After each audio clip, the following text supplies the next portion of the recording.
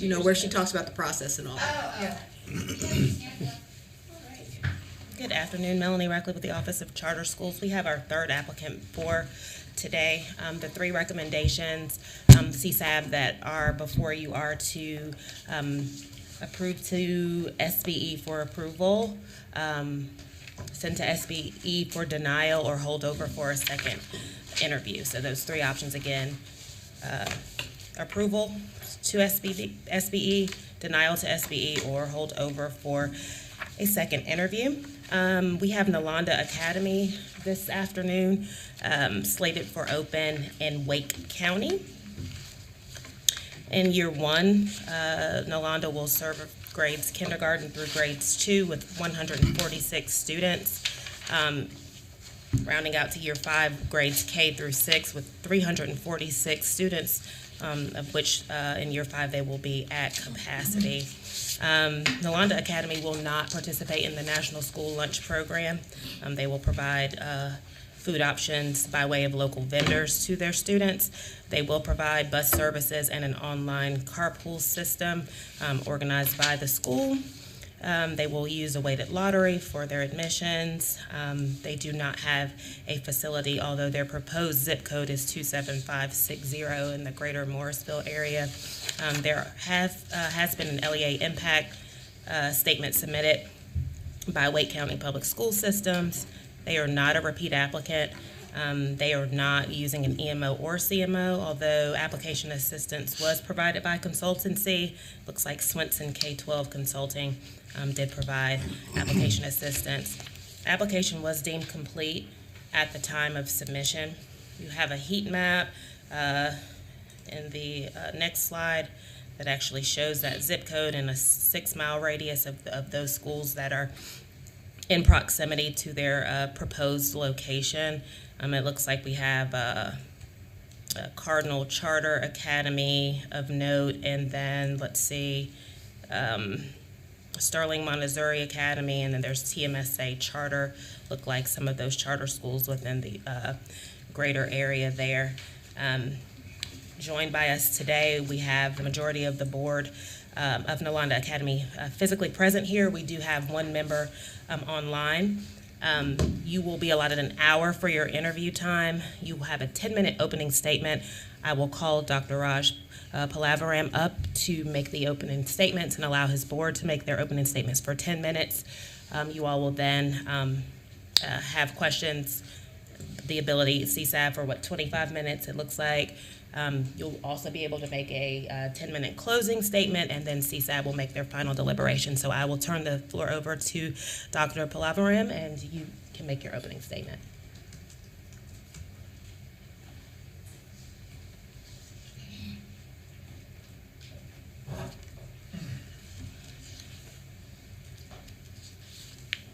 Thank you.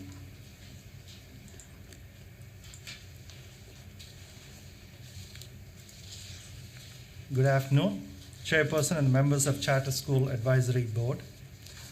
On behalf of the Board of the Nalanda Academy, I would like to thank you all in this room and everyone watching or listening us online. My name is Dr. Raj Palavaram. I'm the Chair of Nalanda Board and by profession an internist physician in Cary area, where I have been providing clinical health care to the people of Wake County since last 22 years. I also served as the chairman of Board of Trustees of SV Temple of North Carolina, that has about 50,000 members in Triangle area.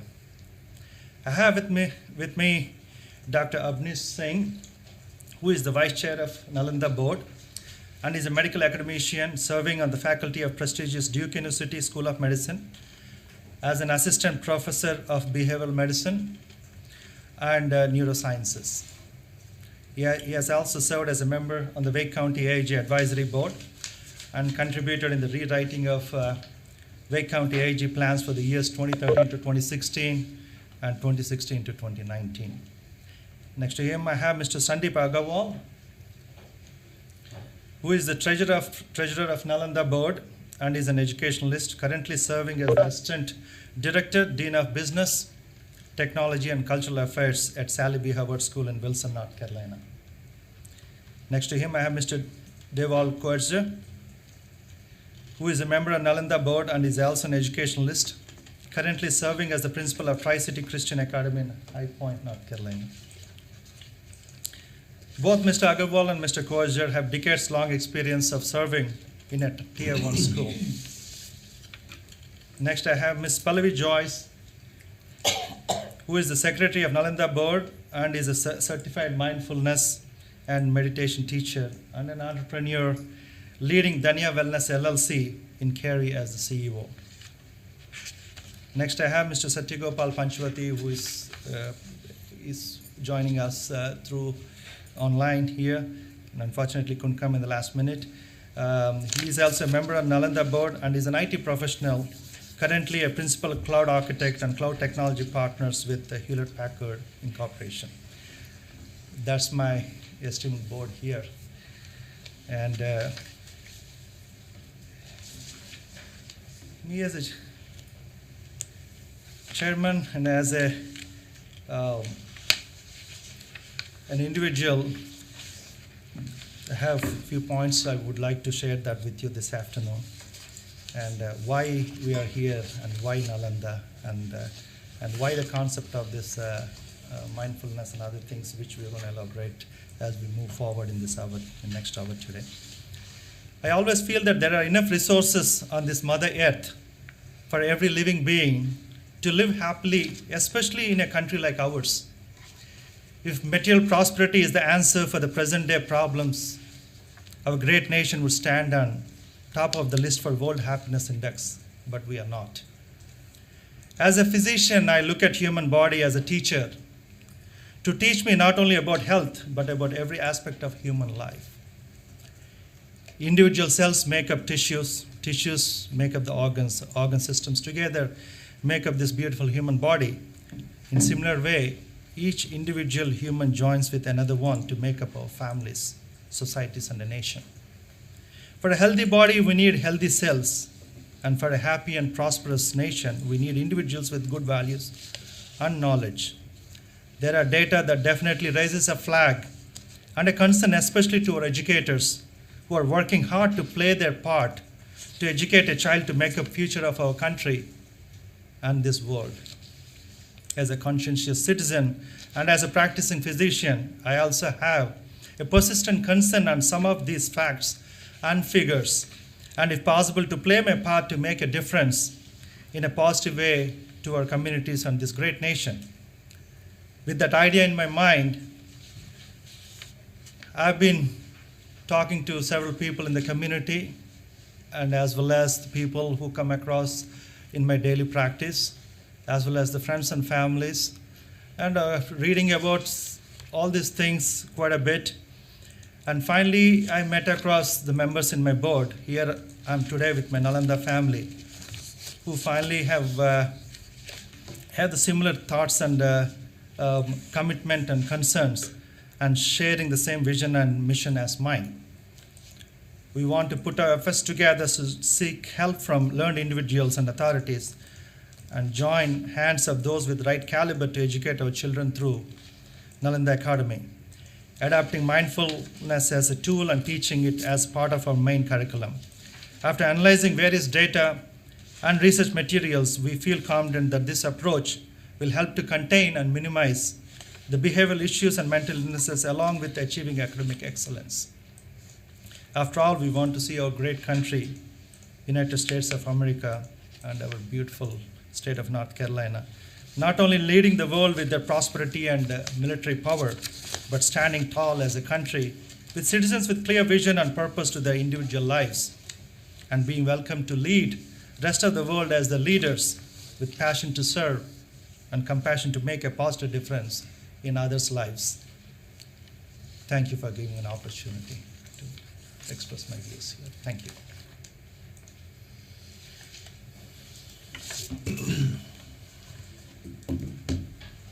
Greetings, Chairperson and the members of CSAP. Thank you. I'm Dr. Abhay Singh, the Vice Chair of Nalanda Board.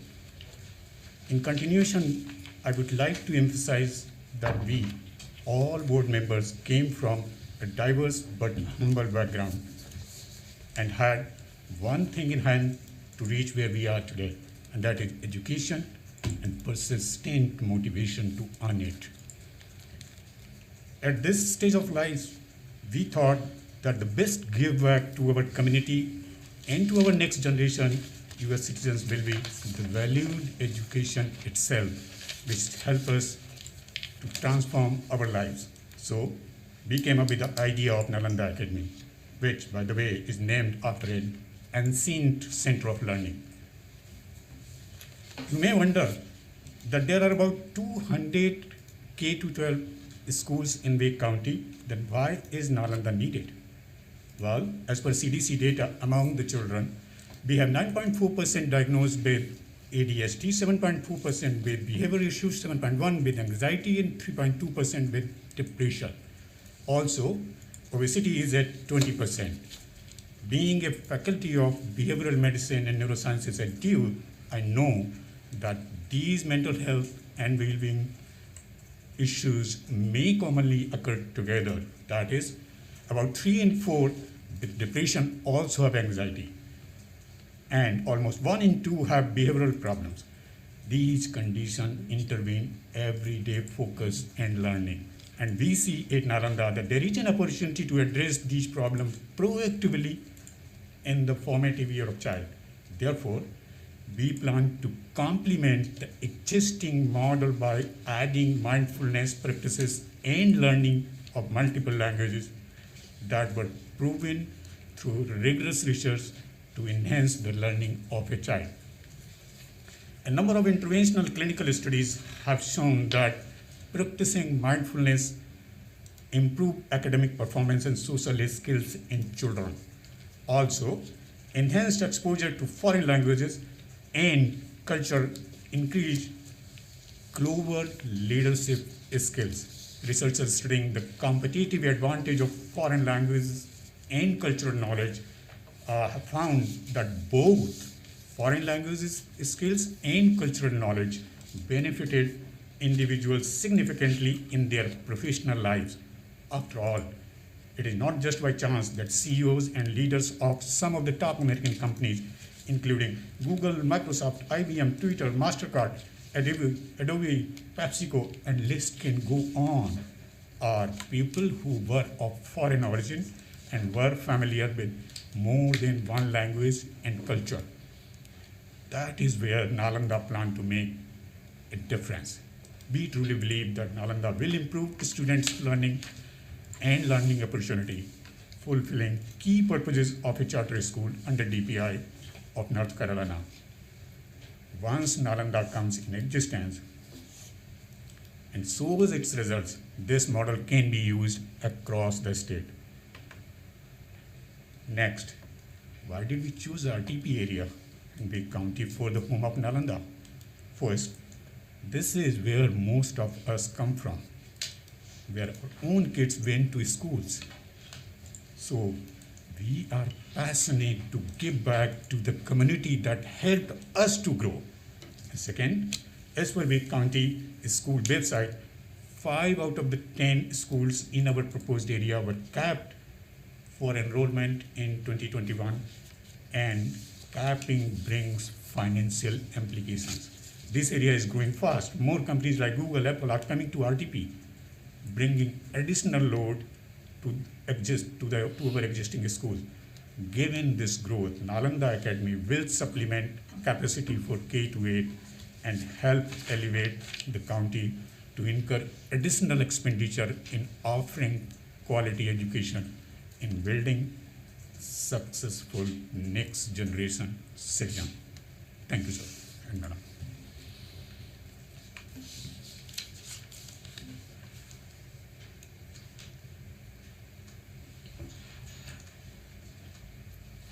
Okay. We're open for questions. What kinds of things are people wanting to know about?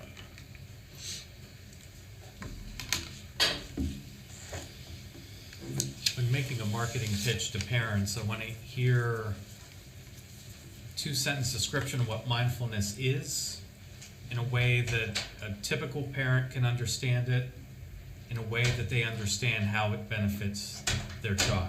Because I think I understand it reading through this, but a parent being able to accept that as a vision for the school might be difficult for them to get at. So I think that's where I would like to start with. I guess you know that I have budget questions. Of course. Once again, another school that is a STEM school, and that's just such a common label, and yet if you teach science and math, I mean, it seems that you can say you're a STEM school. No offense here, we just see lots of STEM schools come through, and there's no budget for any of the STEM components. There was a letter saying somebody has agreed to donate the computers. Okay, there's not an IT staff member. I didn't see STEM professional development for teachers. I saw a 35-minute class of science/STEM, but that was it. And you know, that's could be science class.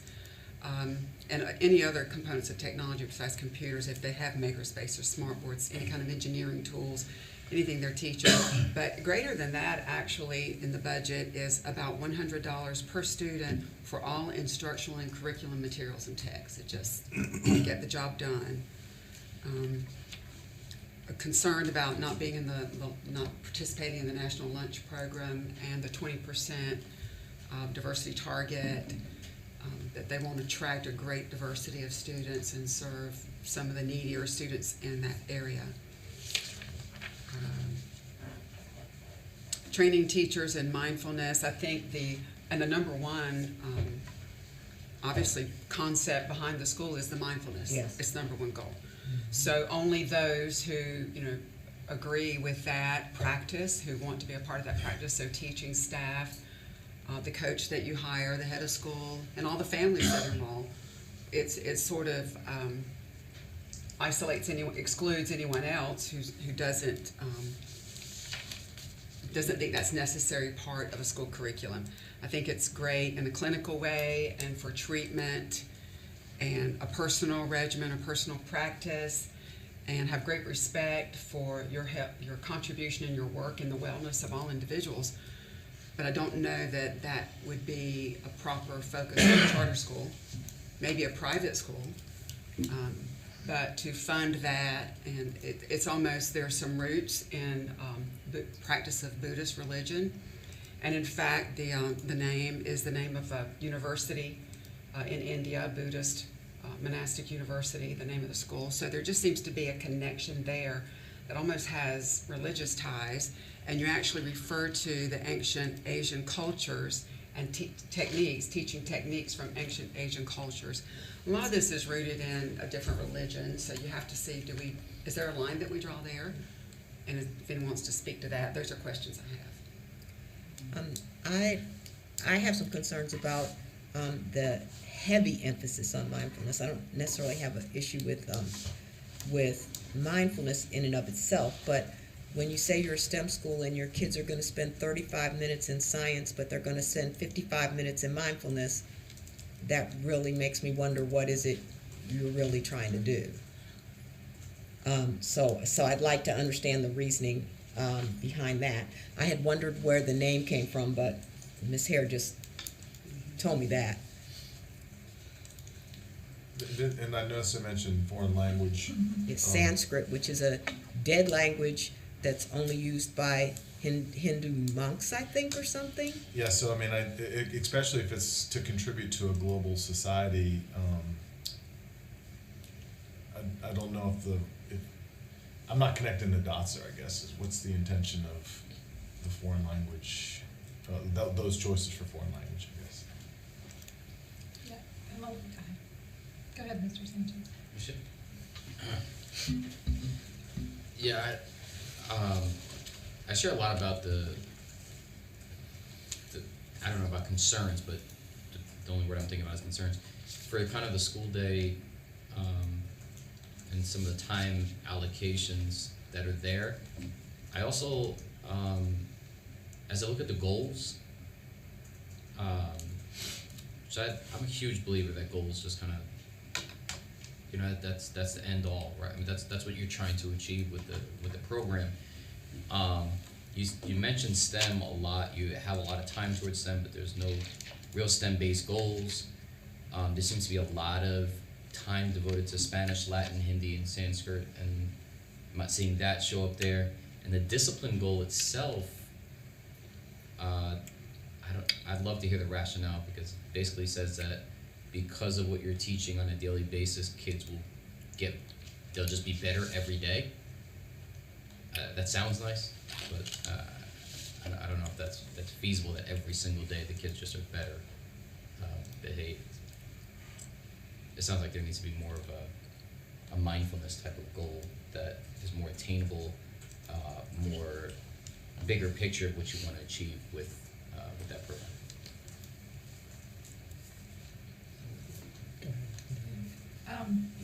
Yeah, some of my questions, again, they're kind of tied with the other questions. As far as just professional development, the budget seemed really low for that. I believe it was like $4,000. And this is a very unique model, so I think that you might need to devote more to professional development there. And then also, if you could expand on the hybrid learning model, just exactly how that was going to work, if you're going to have certain kids that are remote and certain kids that are here, and how do you determine, how does that work exactly? And then the many languages, I mean, are all the teachers going to be well-versed in those languages? What grades do you start teaching the foreign language? It wasn't very clear in the ed plan with that. I guess I'll add in, just to echo some of the questions that my colleagues raised. I'm interested in maybe an explanation of and how you're going to reach the student, the diverse student population, anticipated racial ethnic demographics at 50%, but you really don't 50% of what constitutes that number, same with, so I'll leave it at that. Like, how are we going to make sure that what's the breakdown of that 50% expected racial ethnic demographics of your student? So, Can I throw out one more thing? Sure. Before we turn it back to them. I went to one of the links you provided. It was at Greater Good, Berkeley, and it was in your narrative to help us understand mindfulness, and it raised some things that caused me to question if this would be a good practice again for a whole school body. It said that the data is pretty much inconclusive on the contribution to improving student learning, paying attention, that there was minimal research because of funding. There's not enough funding, and because of measurement tools for this kind of thing, it can be difficult to measure. And that another thing, that the largest thing for me is that it doesn't always bring calm, doesn't always work, and can actually have a negative effect on some students or individuals. And again, this was at the Greater Good site through Berkeley. And so that caused me a little bit, to look deeper, and that's why I began to sort of research into, is this something, that should be funded in a public charter if there are those kinds of issues, inconclusive data. You can say it's research-based, and we all know that we can find research to support our position on either side of something a lot of the times. But the data they're saying it's inconclusive there. Just would like you to speak to that when you share. I guess what I would wonder is if they're learning mindfulness at school, but there's no mindfulness at home, like at my home, there's no mindfulness there. Does that undermine everything that you're trying to do at school?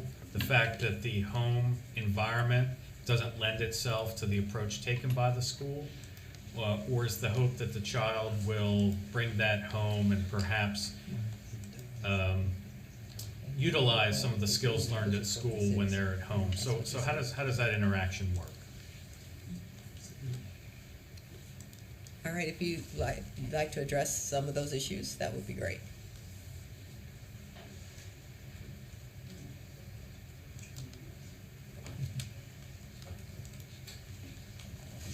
Good afternoon, everybody. Thank you for those questions that you asked. I think very valid questions. And you see, when we begin a journey with something, it's a vision to begin with. You're right about your observation that if you have a school with mindfulness, it may limit the parents who may not want to choose mindfulness. Mm-hmm. So when I work at Sally B. Howard School, we have a great emphasis on arts, for example. emphasis to the extent that a child cannot be on the honor roll without getting a passing score on the arts, which is not common in many other schools. The parents make a choice. Charter schools are schools of choice.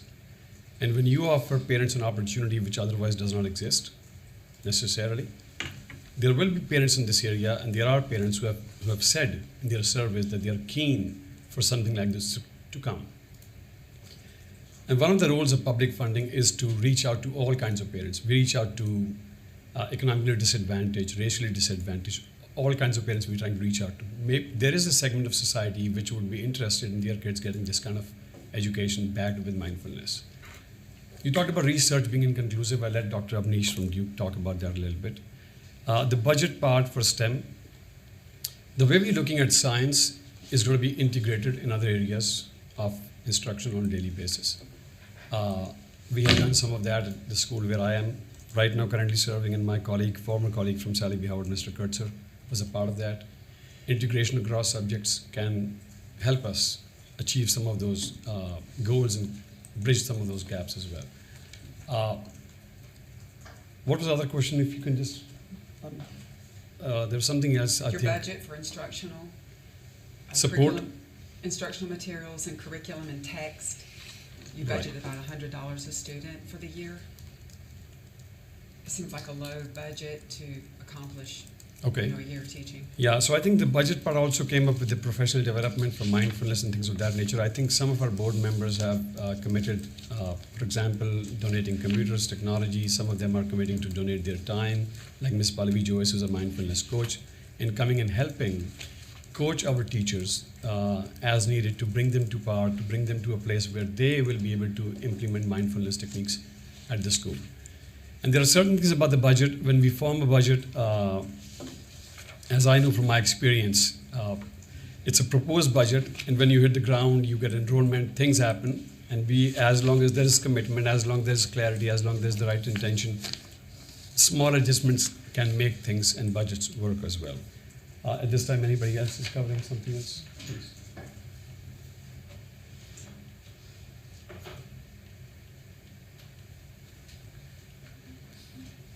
There was some concern, question about Nalanda, the name, and about being that as a part of the religious connection, those kind of things. Just briefly about the Nalanda. Nalanda actually is one of the most ancient universities in the world. It was actually about 3rd BC, it was there, according to some of the history. At one point of time, it was educating about 10,000 students in the world. People from all over the world, they were going there and getting educated. And university was very well popular for about science, technology, astronomy, astrology, philosophy. So many subjects were taught, mathematics, and in many specialities and many things, so much of knowledge being imparted through the teachings to the students.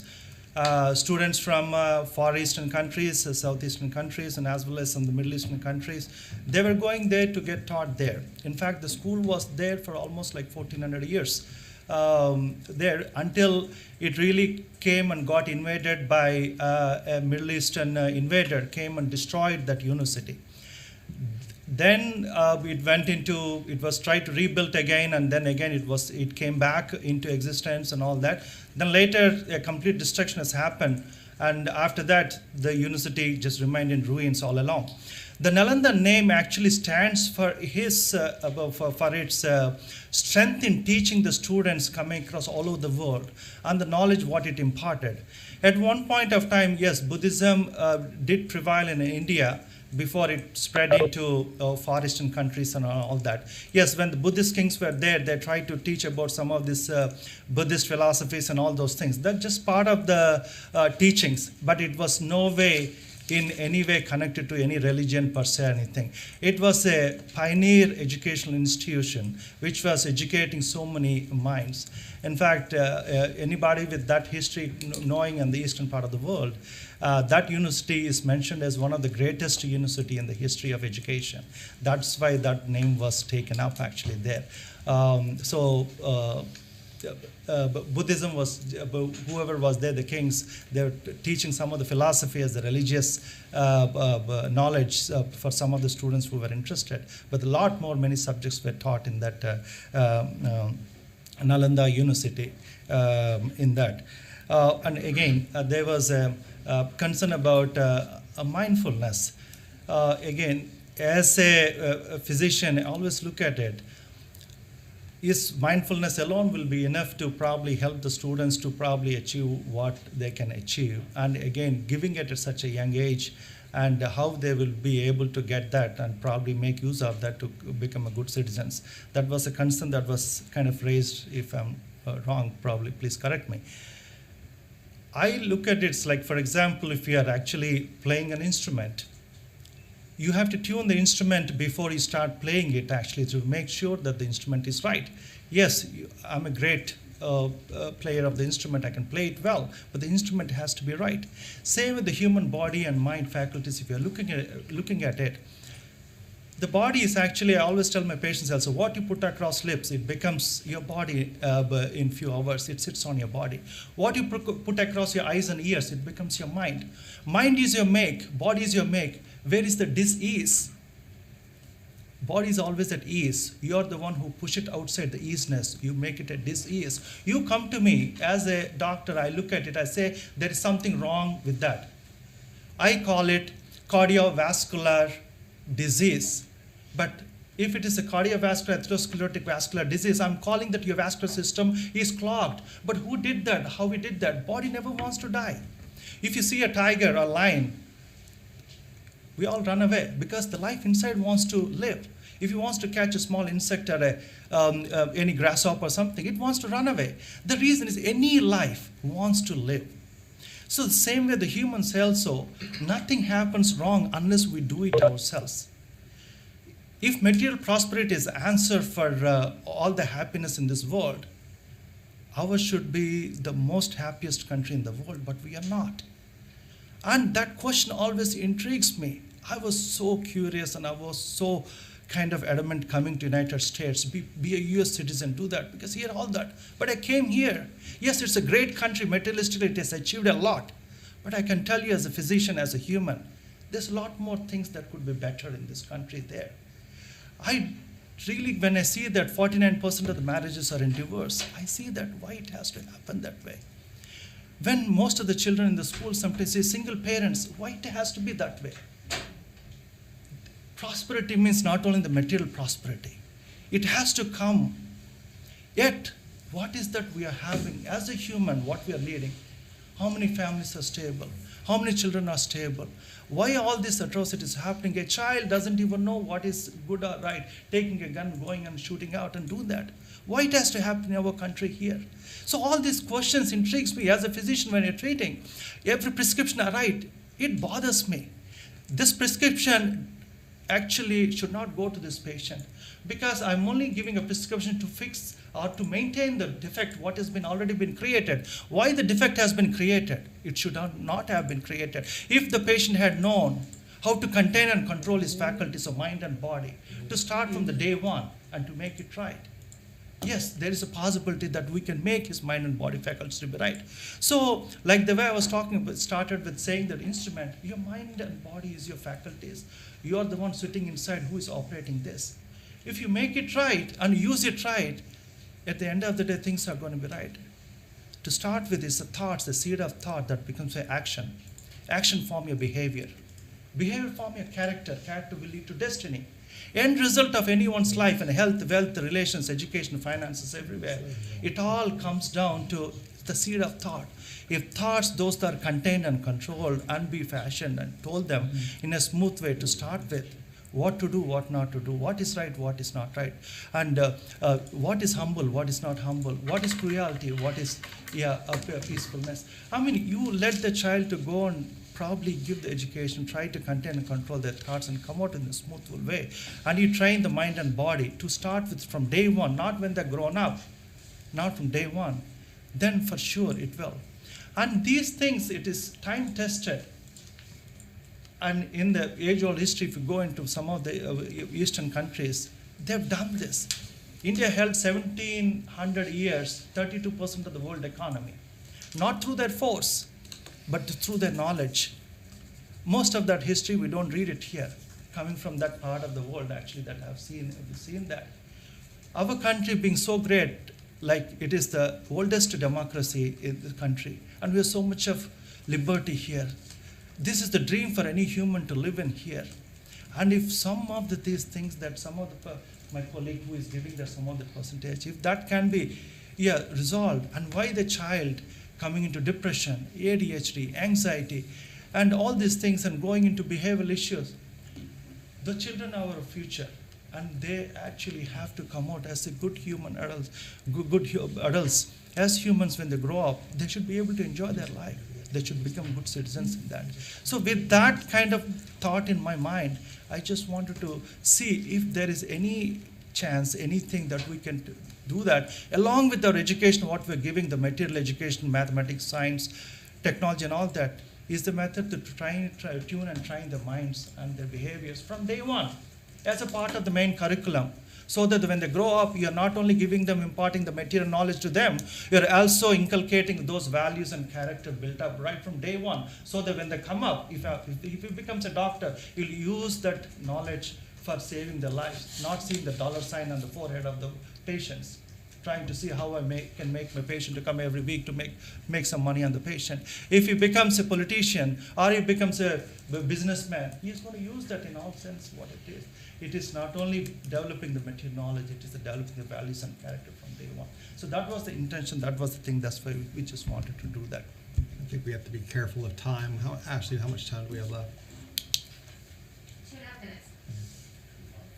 Might want to get to answering our questions.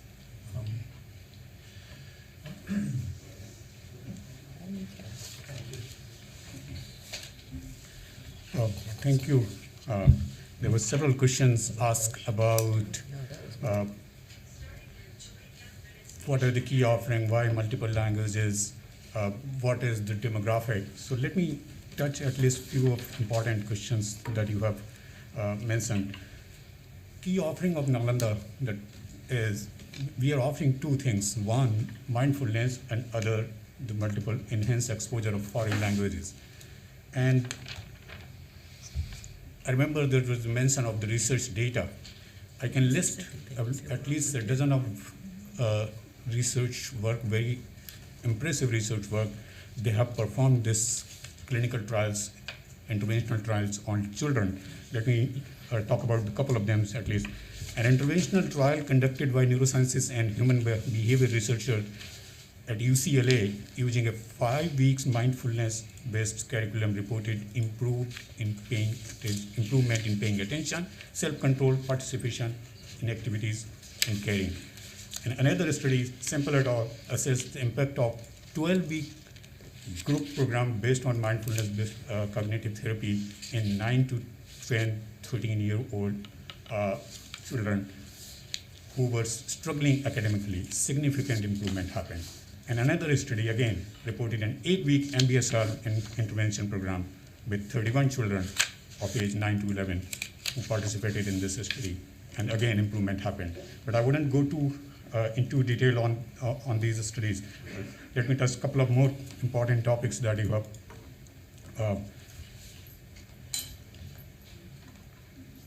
have asked about the multiple languages. What will these multiple languages do actually? So learning multiple languages help an individual in several ways. More importantly, in cognitive growth and health, as well as in growth of leadership, social skills. A line of neurological research, especially one review, there was a review by Mendes et al. In 2021, has shown that bilingualism as a global public health strategy for healthy cognitive aging.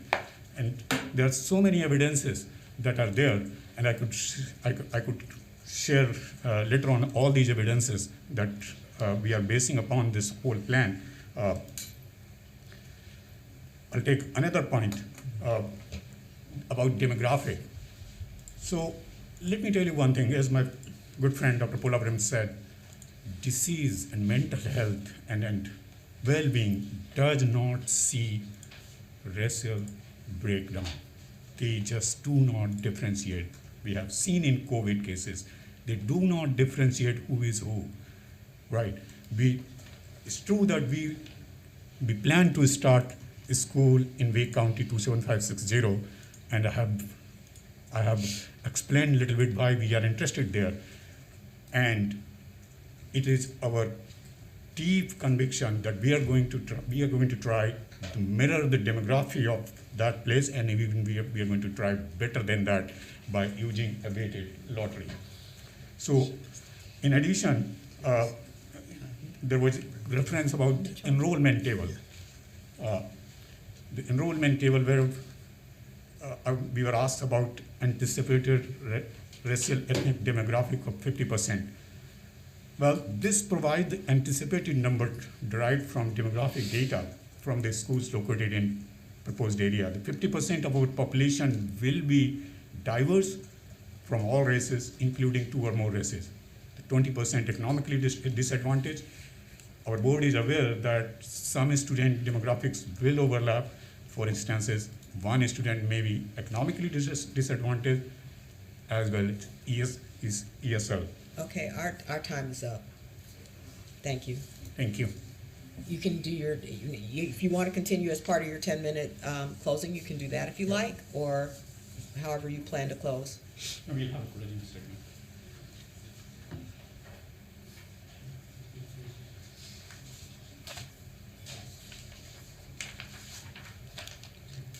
Can you hear me?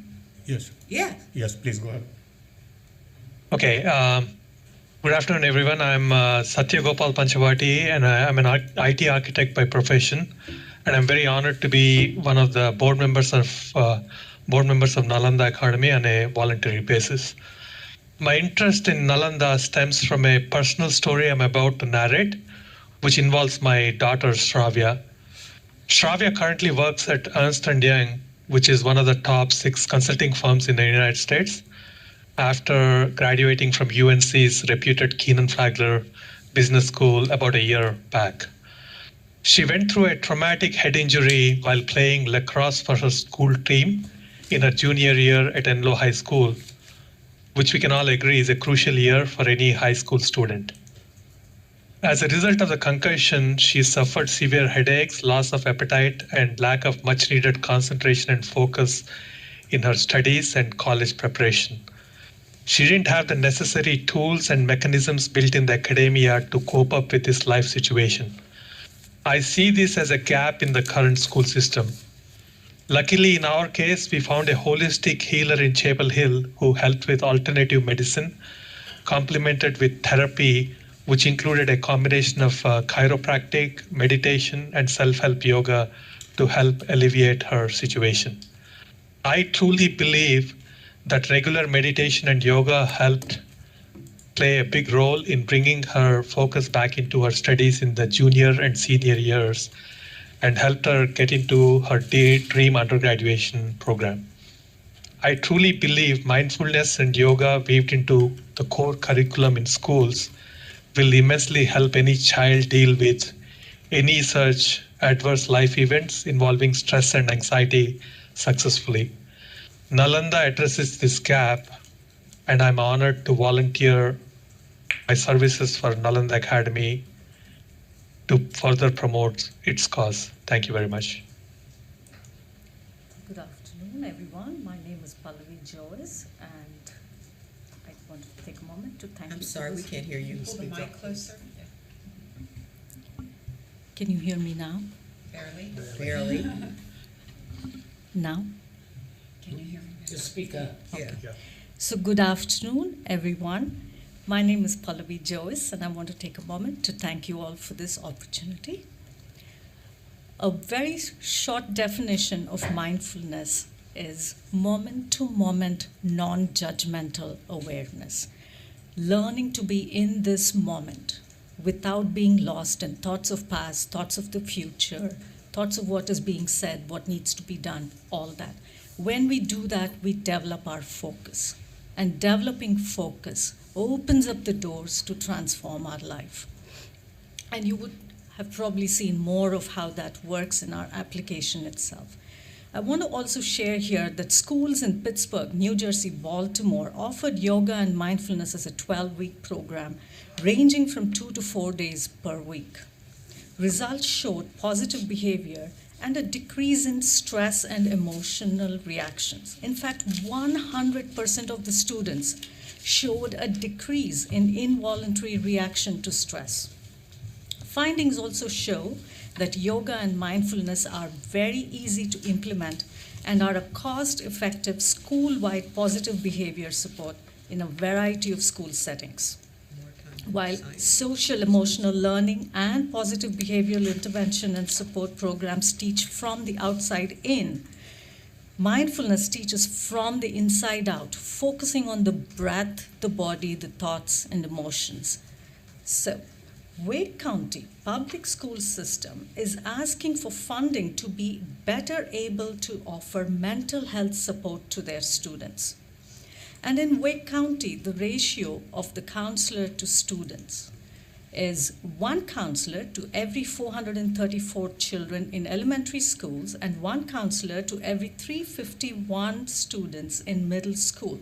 This is a very high number based on what the American School Counselor Association recommends.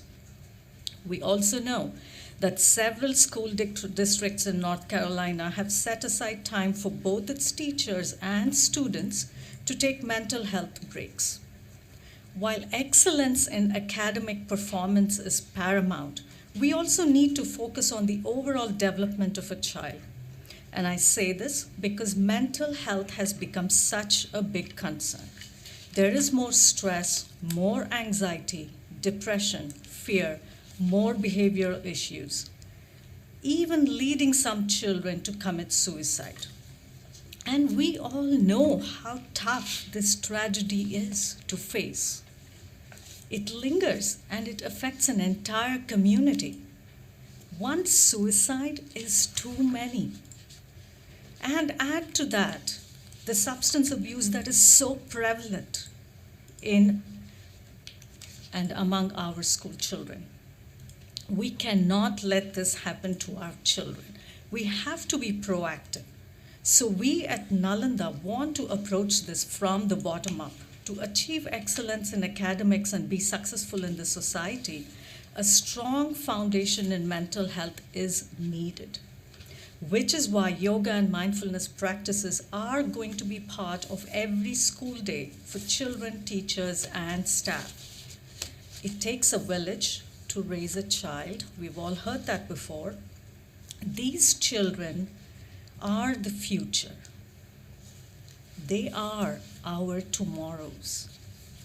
And it becomes our responsibility to provide them a support system that will help them thrive, that will help them grow into responsible and compassionate citizens. Thank you.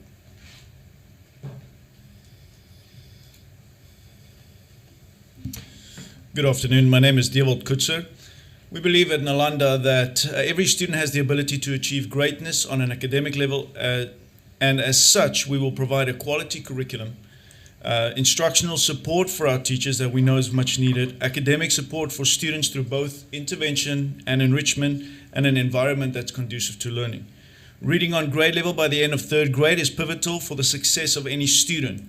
And through the research gathered through the science of reading, teachers will be able to effectively and efficiently teach all students to read. That is foundational to their learning.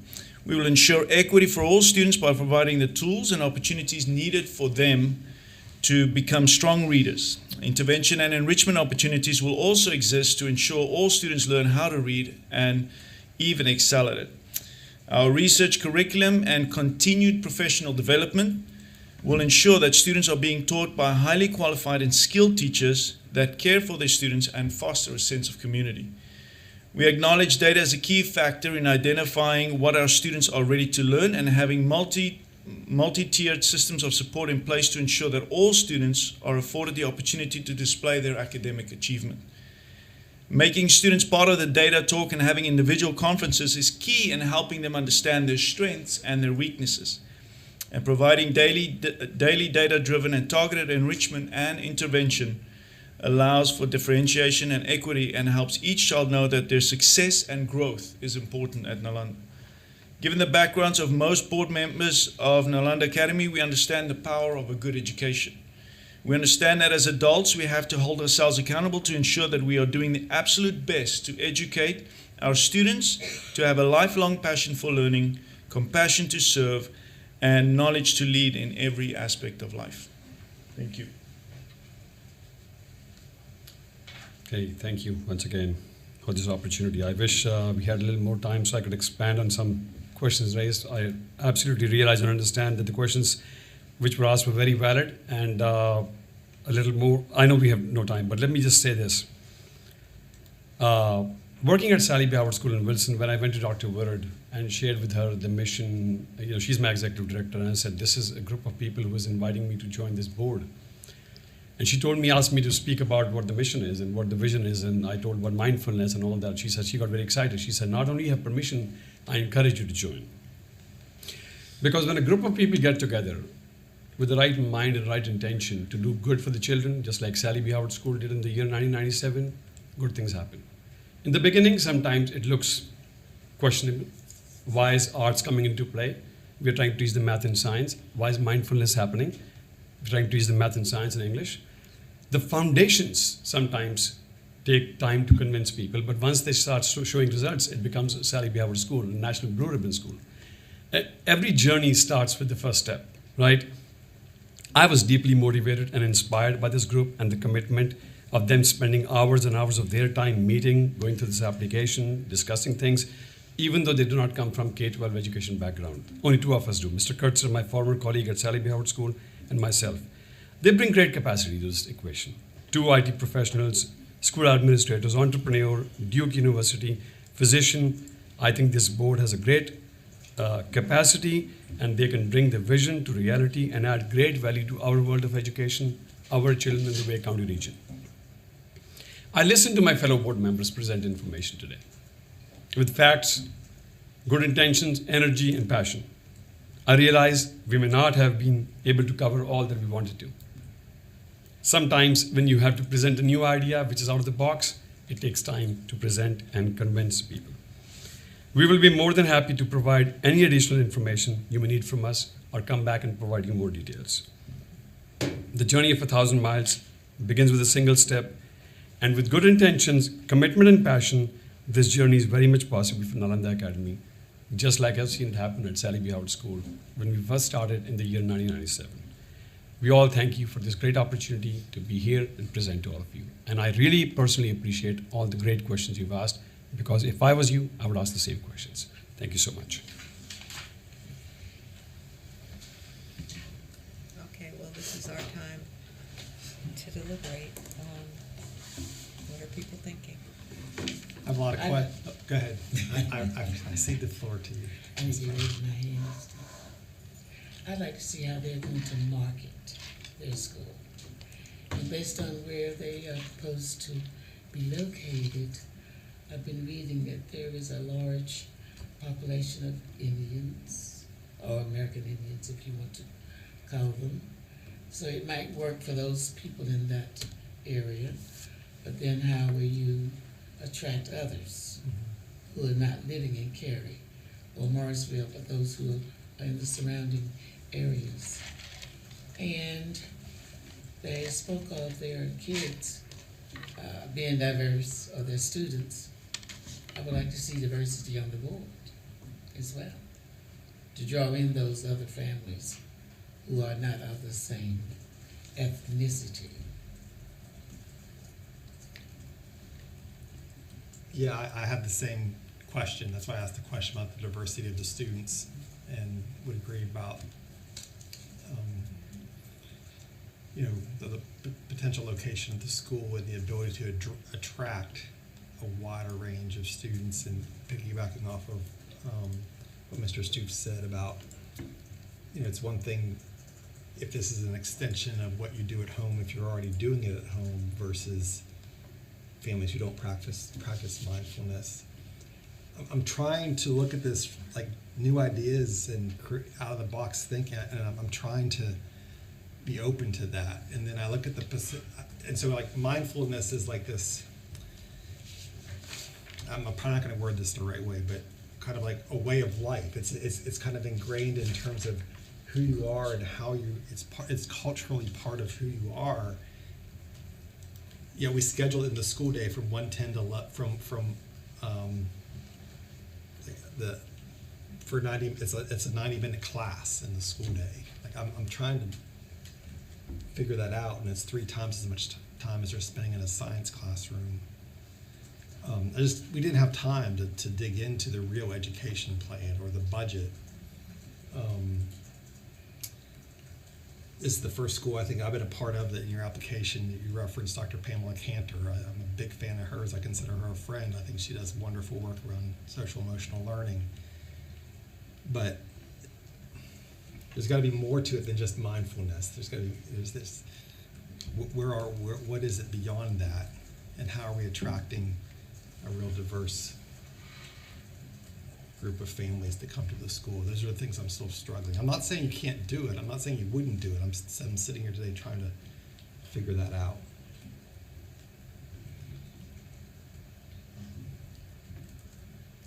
And why K6 too would be the other question I wrote down, because it seems like a interesting break point. Because most unless you have plans for going beyond, that seems like an interesting break point. Normally you would see a K5. Or a K8. Or a K8, yeah. Yeah, I think it's a very interesting concept, and it's definitely innovative, which we talk about having innovation in our schools, charter schools. But yeah, I'm not sure if it's developed well enough, or at least that doesn't come through in the application as far as how it works with the education plan. And, I think mindfulness is something that we really need in today's society, but I guess I just need to understand better how it works with the education plan, because it is key. The key is educating the students. And I guess that's really kind of my concern. I feel like mindfulness was really well explained in this application. But the application was almost about mindfulness. The ed plan was kind of incidental to it. The ed plan was presented, it definitely was there, but everything came back to mindfulness. And so I'm left with, are we even really building a school? What exactly is the point? Like, what is it you're hoping to accomplish? When you tell me you're a STEM school and you spend 3 times as much time on mindfulness as you spend on science, that to me just doesn't work. And it's not that mindfulness isn't useful. It's that why does it require 3 times more time than the core subject? And so I'm just not real comfortable with where this is right now. I kind of came away with a sense, and I've been in this position before, where you have a great working knowledge of what you're trying to accomplish, and it's comfortable with you, but when someone else looks at it, they don't get it like you get it. Like I totally feel like they have an understanding about how all this works. It just doesn't come across in the application. Like when it talks about that much time being spent on mindfulness, I wonder if it's not being blended in with what's going on in the instruction in the classroom, and it just doesn't say that, So, I don't know if when we look at the 3 choices that we have for this school today is, as we've had a conversation before, are they able to come back and explain if we were to give them direct concrete questions about what we're still concerned about or what questions we still have? Or is the answer to our questions going to be such a fundamental shift in what's going on in their plan that they would have to come back and do it again? That's kind of where my brain is right now as we think about what we would do next with this school. Does that make sense? Yeah. Eric? I would like to learn more, to be honest. I thought a lot of what was said was compelling with regard to the time we live in and how they want to help students and help kids. I think we're seeing, even pre-COVID, we were seeing a rise nationally with social emotional issues. And I like that they want to attack that head on. I think to your point, you get the feeling like, man, kids are going to have no mindfulness, but are they going to know math, reading, and otherwise?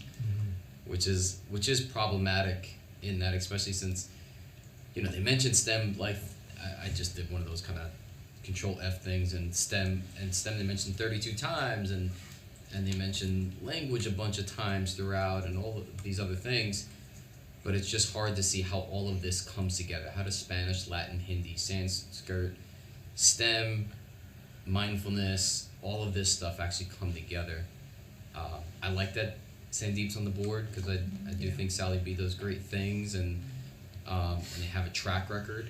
Perhaps maybe some type of informal partnership would have helped build the confidence, at least of this group or at myself, in terms of like, oh, they're going to help with some of this academic stuff. So it's like nitty gritty, teach English, math, world.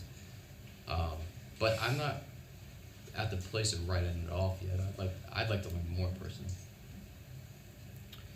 Yeah, I'd like to learn more too. And specifically, I'd like to be taken through a school day. I know that's something we asked applicants to do, and there's a description of what their school day looks like in the application, but I want to hear them explain it and how it all works together. Because it does seem to be integrated. We just need to understand how.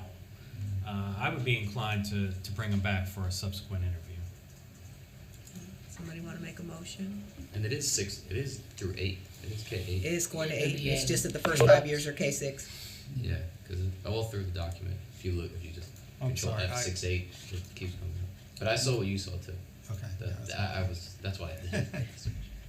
Just so I'm sorry. Okay. I was going to just say that applicant knows that that process, if we brought them back for a second interview, would be we develop very specific questions that they have to respond to in writing. And so the second interview would really be only about Those things. And I guess I'd echo Dr. Eldridge's comment. I feel like you know this so well, and you're talking to someone like me who doesn't.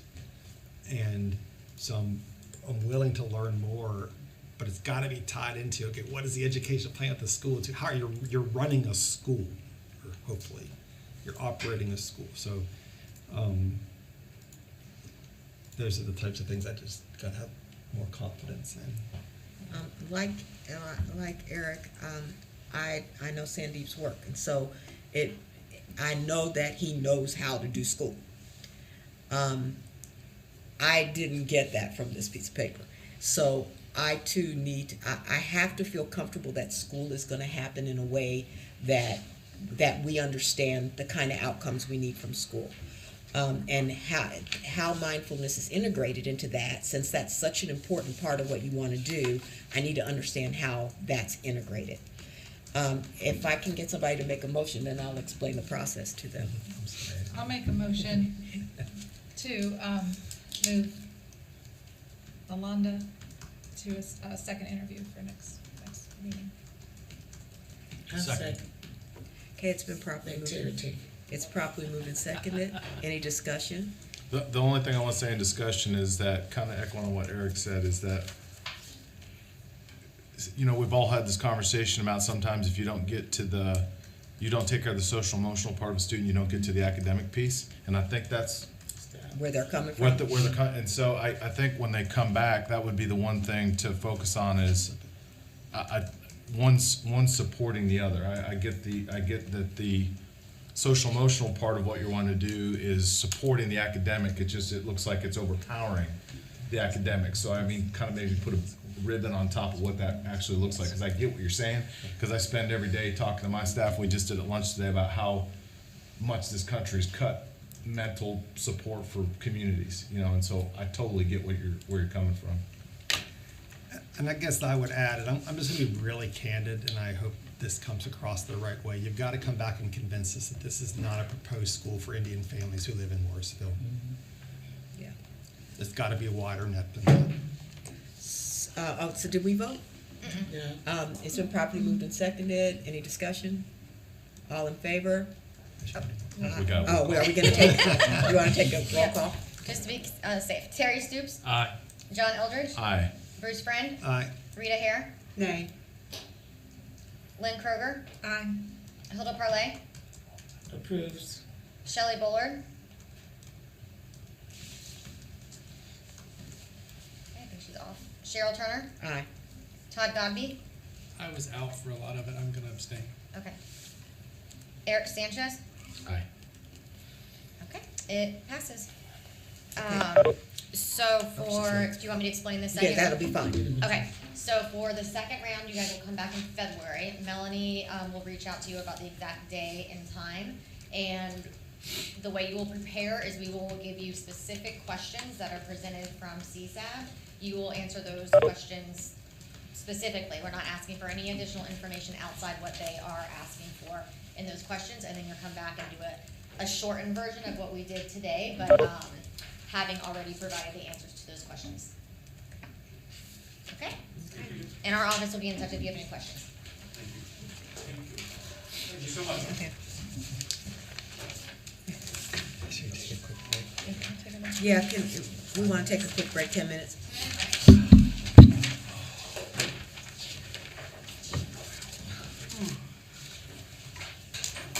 One more. We'll be home free. Are we on time? This time watch? 2:06.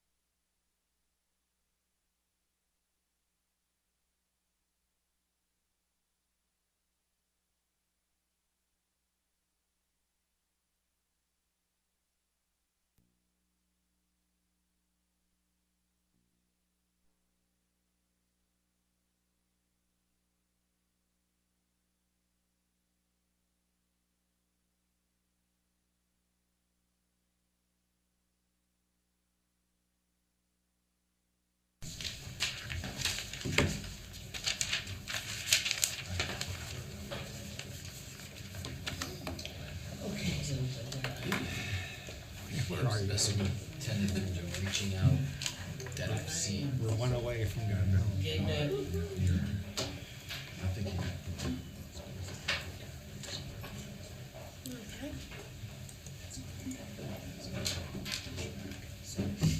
I mean, I don't know the truth of it, but he's really definitely, he had situations with resources. That's great. Melanie Rackley with the Office of Charter Schools. Our final applicant for today and round one for the 2021 cycle is Wayne STEM Academy. Proposed operation in Wayne. In year one, grades K through 3 with 292 students. Year 5, grades K through 5 with 512 students. Wayne STEM will use a local vendor for their food service. They will provide bus services to their students. They will use a weighted lottery. Their proposed facility is located in 27533 zip code. There has been an LEA impact statement submitted in opposition to Wayne STEM Academy. They are a repeat applicant. We did hear their petition in the 2020 cycle. They are not using an EMO or a CMO. They did have application assistance provided by Leaders Building Leaders. Application was deemed complete at the time of submission. Board Chair Mr. Scott Satterfield will be able to take the floor and make the 10-minute opening statement for your board. And then we'll open the floor up to CSAB, and you'll have an opportunity to respond to their questions. You'll make a final closing statement and then the deliberation by the board at large. So if Mr. Satterfield would like to come up and make those opening statements.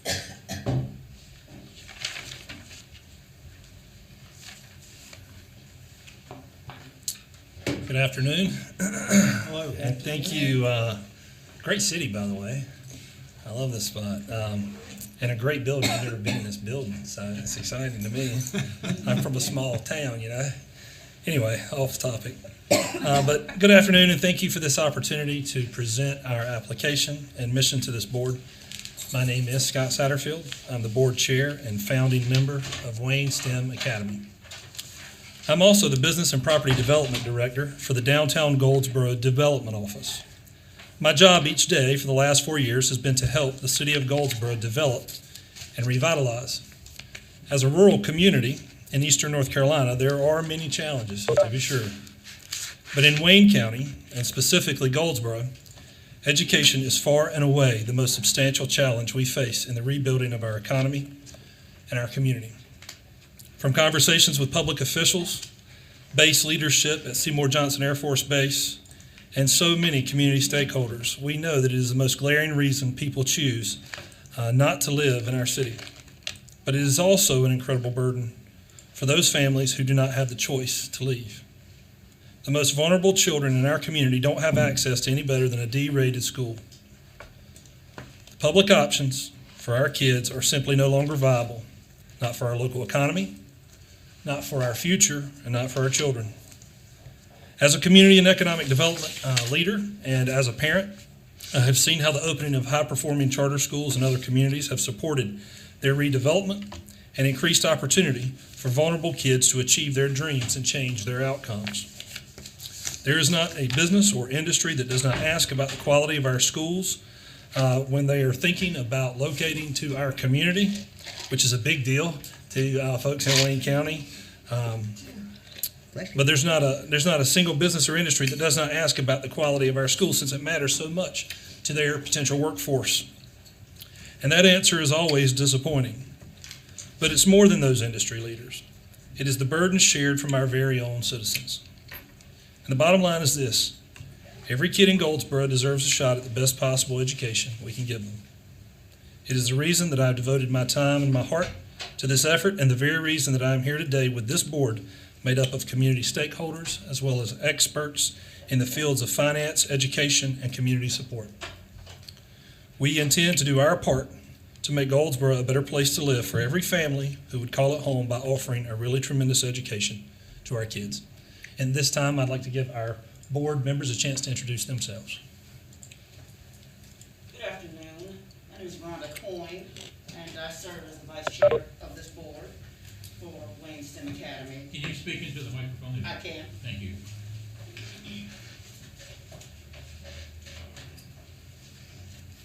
I'm Rhonda Coyne and serve as the Vice Chair of the Board for Wayne STEM Academy. I've served in law enforcement for 16 years. Because I value education, I'm also a certified instructor within the law enforcement community. I was also a founding board member for MRO Bladen. I choose to continue to serve on these boards because I see the need for better and quality educational choices in the rural counties of North Carolina.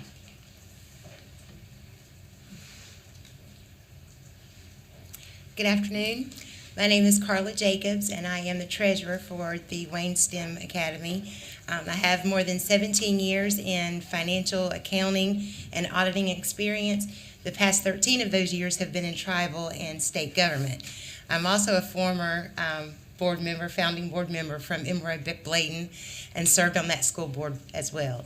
And like Rhonda, I continue to serve on these boards because I see the need for quality education in rural areas, coming from rural areas of Robeson County myself and moving my children out of those. So thank you for having us this afternoon.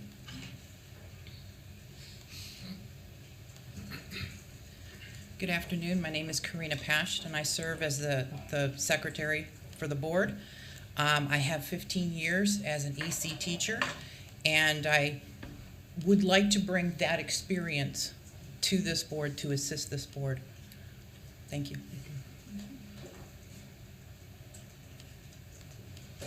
Good afternoon. My name is Charles Rayford. I'm a member of the board. I actually live in Wayne County. I'm a father of 2 girls who attend public schools, and I would like to be a part of this board to see higher education brought to the city that I live in, regardless of where parents decide to live or economic background or race. I currently work in the corrections field, where I spend the vast majority of my time referring adults to higher education. So I think it's very important to put the focus on the beginning of education. Thank you.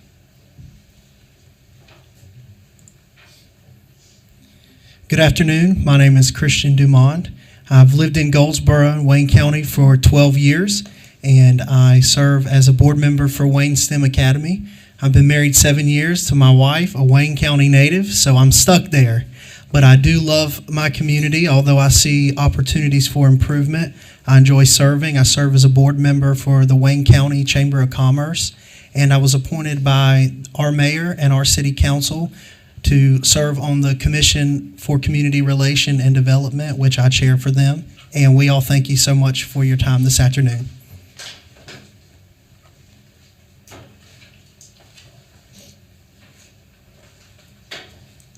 Good afternoon. Thank you for your time. My name is Donna Elliott. I am a lifelong citizen of Goldsboro. I have worked with the Goldsboro Police Department for over 20 years. I've accepted a seat at the Wayne STEM Academy Board because I believe in public service. I have worked with youth at risk in the community for several years. I have spoken about the importance of educational achievement versus the ill effects of juvenile delinquency at schools, churches, community groups, to reach out to young people in Goldsboro. I have seen the effects of a lack of quality education as it has on our youth and ultimately our community. If I may take a point of privilege, my son is 26 years old. I started with the Goldsboro Police Department when he was 3 years old. Early on in my career, I realized I had to enroll my son in private school during his elementary and middle school years. I was fortunate enough to have my son accepted in the Wayne Early Middle College High School. As an active parent in my son's education, I see the need for our students to be exposed to the highest quality and better educational opportunities. I am proud to say that my son has attained his master's degree and now currently teaching in the Mecklenburg County Public School System. His efforts as a teacher illustrates my determination to instill in him the importance of education and building our society and the North Carolina future workforce. We cannot afford to lose more youth to delinquent and criminal enterprise. In Wayne County, an additional jail has been built. I want to see our educational system expand so we can ultimately see the size of our prisons across eastern North Carolina reduce.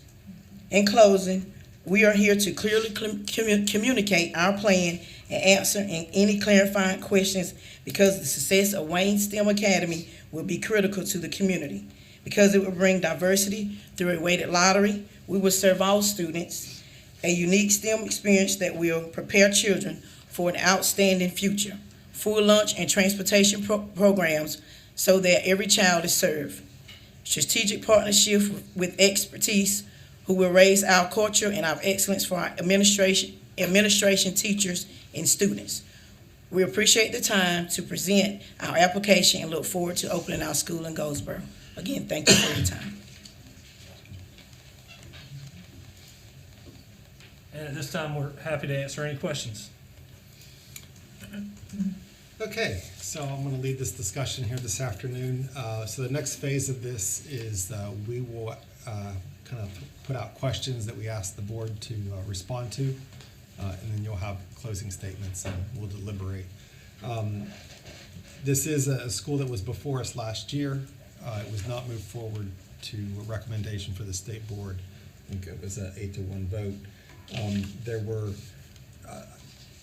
I mean, you can go back and look at the minutes if you're so inclined. I think the overall conversation we had last year, where there were a lot of questions around the relationship with the organization that was kind of supporting the application and was involved, I think, in the facilities side of things, and whether or not they were acting as an EMO or not an EMO.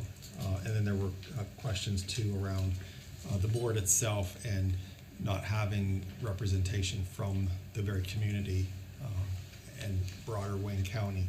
So I know I'd like to start with, my questions today will be around what's different this year that you're before us. What did you change since the last time you were before us? Maybe talk a little bit about that. So that's where I'll start, but then I'll open up other members. What questions do you have?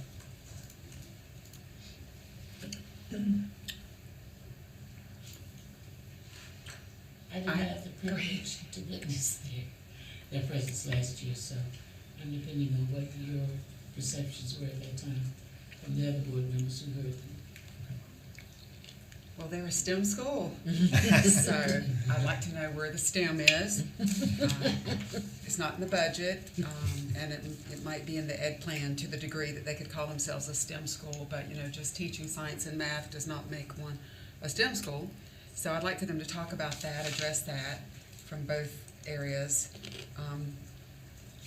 And I think your questions too, I'd like to understand the distinctions of who's performing what services and what the relationship is, and what that looks like down the road as well when we get into the facility. There's some details, like an error or two in the budget compared to the narrative, but those are small things we could talk about if it goes further. Yeah, my biggest question really stems around just the interest in the school. You only show, based in the application, 60 interested families. When there's a 292 enrollment in year one. So kind of speak to what you've done to market the school and how you know that there's interest for this school. Any other questions now? Okay, why don't we get started, and then I'm sure we'll have questions that kind of pop up as we move along. Why don't we start with just, you were before us last year. You heard what CSAB members said last year where we didn't move the school forward or the application forward. Talk to us a little bit about what's different in this application compared to a year ago, if you would. Yeah, as I recall, there was some discussion about local representation. I think we've tried to address that by adding members to our board in specific areas of both community representation and background in the community. And I think so that's been satisfactory. We think representative. And to balance sort of the experts that we have on our board as well, and at the same time, not grow our board too large too fast, so that we can still manage the relationships and manage our capacity. As far as I think there was the relationship regarding the question about an EMO. Is that the right terminology you used? That is correct. Yeah. Yeah. We sort of felt like there was never an EMO, but we're happy to clarify. I think we tried to clarify in the application, and our relationships from our board to our vendors is individual. In other words, we may have referrals from various stakeholders to the folks we end up landing on that end up being our third-party vendors for various aspects, whether it's the curriculum or whether it's our lunches or whether it's transportation or marketing or whatever it may be. And facilities is one of those. Capital is also one of those. And so we love that relationship that we have with Legacy, who serves as our sort of capital and facilities partner. But we are also pleased with the other relationships that we have, and each relationship will be evaluated on an evidence-based criteria and judged accordingly by the board, and can be terminated at any time by the board. But we've been fortunate, we feel like, to have been able to meet a lot of great people in a lot of these areas that we have focuses, that we feel like we have focuses on. Because for some of us, people like me, I didn't come from education. I didn't start out in the education field, so we simply had a demand and a desire. And so we just sort of set out to find the best people that we thought could help us accomplish our mission. And through a series of relationships over time, we just have tried to build those out. And I think that'll continue. I don't think that's stopped. I think we've gotten, we've come very far in those relationships, but they're individual relationships. No one relationship, as I understand it, I don't think I'm speaking out of turn. I don't think there's a single relationship that is contingent on any other single relationship in the set of partners that we have. I think any partner can be terminated at any time as the board sees fit, and that'll be based on both internal and external, sort of controls that we set and agree upon. I'm sure we'll learn over time how to do better at that and how to be the best version of that, but we will also seek counsel throughout the state, and I think we've got good partners to help us identify some of that. Some of that counsel. What exactly is Legacy providing? Legacy provides the facility, and so they will fund it as we understand it. They will fund it. We will lease from them, and then if they have also agreed that in the situation that we may need capital in the early years for any number of issues that may come up, things we didn't think about or we didn't know. They have agreed to sort of provide us a line of credit that we will access in cases that need be. And that's a great partner to have, because there ain't a lot of banks that are sort of prepared to help folks, especially at our age, just starting out, and even in our situation, even with the credible board that we have and the partners that we have. Legacy will also serve as a potential funding partner in the case that we need it. But they will certainly fund the startup of the facilities, and that's an essential service. Is that the ultimate goal for the board, to own the facility? Is it sort of a lease to own arrangement? Yeah, I think that I think we've talked about that a little bit, but I don't think we've come to a conclusion on whether we want to own it long term. I think that we want to see from a cash flow standpoint what it looks like, and then I think I think as we get to sort of a year 5 through 10, and we start to see where we are, in our success rates and in our fund balance, and is this something that we feel comfortable taking on? I think that we certainly would entertain owning the asset, but I think we also should be mindful of biting off too much too soon, and just making sure that we manage our risk and we manage our cash so that we can actually deliver the services, with the partners, for what we are saying that we are aiming to do. Is anyone from Legacy still on your board? No. Has Legacy outlined the terms of the facilities and a potential line of credit? You want to speak to that a little bit? I can speak to the line of credit. The line of credit is flexible in terms. In other words, I think that we would I think the round number that we discussed was, $100,000, that we feel like if there was $100,000 capacity, that would be enough for us to manage. We do not foresee a scenario under which we are going to be beyond $100,000 in need for any one individual item at this time. But I think that there's flexibility. But I think the initial discussion was, if we if we got to 100,000, I'll let you talk more about that, but I think that the round term that I know I've had a conversation about was maybe 100,000 at least to ensure that we were covered. So if I may, the contract that's attached says 75,000. It's a little bit unclear, it's not exactly defined what that looks like. There is a place that we talk about 12% per annum payback, but that looks like it's more related to capital expense related to the lease. And it does look like this is at least for 36 months and doesn't seem to have an exit clause otherwise, just generally speaking. Yeah, well, and I don't think that we have specifically set out those terms because we haven't drawn the credit, and we don't have an intention to draw on that credit at this point in time. We don't have an expectation that we'll need it, but we've just sort of started the conversation around, would we have access to it if we needed it? And the answer was yes. And I think some of that discussion was that we would, probably an interest only with with no prepayment penalties and sort of just work our way out of it. I mean, I think I would just speak for me. I don't think 12% is an unreasonable percentage to start with for a line of credit.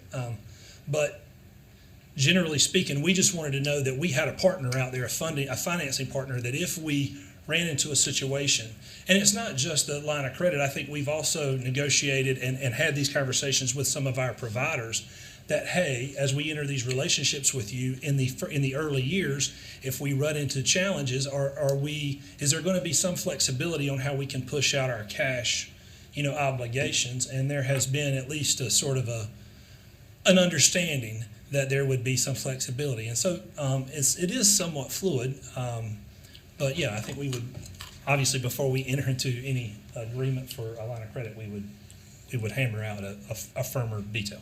So also one additional note about the agreement, it does state that that they will have a member on your board, but it would be a non-voting member.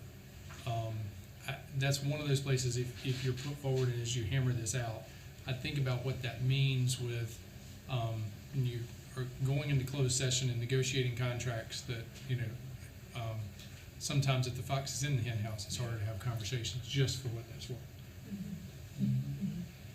But I just wanted to emphasize that, like Scott said, we don't have any plans or intent for having to use that line of credit initially. We think that based on the budget presented, that we have an available fund balance, not even considering additional revenues that we will have access to once we open from the federal level. But just knowing that that cushion is there should we need it.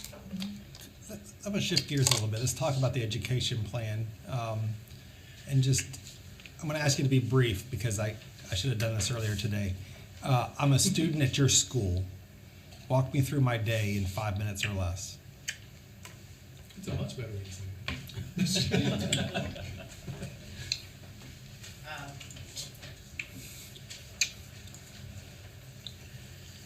When kids come, hello. When kids get off the bus, they will be greeted. We are still working out the details as to how that's going to happen. Is it going to be a teacher's assistant? Is it going to be teachers? Are they going to be going straight into the classrooms? We're thinking that we'll probably be going straight into the classrooms at this point. I'm looking for the schedule that we have.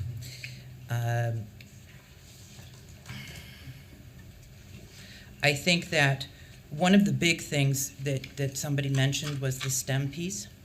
We will have regular periods. They will go to regular periods. They will have lunch. And as far as who's going to be taking care of kids at lunch, that will probably be, once again, teachers' assistants and teachers on a rotating basis or something like that. Or we may be bringing in people to help with those times when their kids are kind of free. The big thing that we're looking at, and I think that's really one of the things that I'm going to ask a director, when I'm interviewing a director, is how do you see this? How are you going to accomplish these tasks specifically? One of the big things is they're going to have regular periods, and STEM will be a special that will be connected to the science and the math curriculums, but it will be its own special class, and they will be using PLTWs, the PLTW curriculum. And they're going to, I spoke with TMSA. I spoke with administrators and teachers at TMSA to try and get a feel for what exactly this curriculum is, because the curriculum is really what's driving this. It's the curriculum. It also drives how, how students perceive themselves, how EC students, work through those curriculums, how ELL kids work through those curriculum. And they have, in speaking with TMSA, they have something called Tiger Tales, which is a period which we have also put into our school day, where kids can work on their special projects, their STEM projects, get help with homework, get EC and ELL help. They can, and when the science fair comes along, it would be a special time for them to be working on that. Otherwise, it's a very set, schedule, this class at this time. And then we would have 2 core teachers. We would have the ELA and the math science, so it would be separate. So your STEM teachers were teaching kids across all grade levels? Mm-hmm. Okay. Yeah, they're teaching, and it is a special, but they also, because we're going to be doing PLCs, which is part of what we're planning, part of the planning after school and that sort of thing. PLCs will also help with the cross-curricular, and I would like to see TMSA right now. Speaking with TMSA was very enlightening, because they are constantly, what I loved about them is they're constantly looking for the next thing. They're always trying to better themselves. So their curriculum is in flux. It changes. Right now they're using Rooted in Reading for their ELA for K through 3. But they're looking at CKLA, and I started looking at that, and I started speaking with somebody about that, and it looks like an incredible program.